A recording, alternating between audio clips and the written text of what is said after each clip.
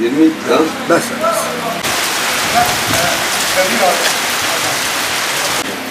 Hocam şimdi Necat burada köşeye bir kamera yapsa fişini mesela sizin sisteme bağlasa. Geçen sefer de yine girdi. Yine tost makineni alıp gitti.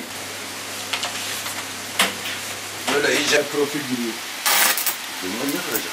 Ben Necat Başkurt, Hasan Altun İlköğretim Okulu kantincisiyim.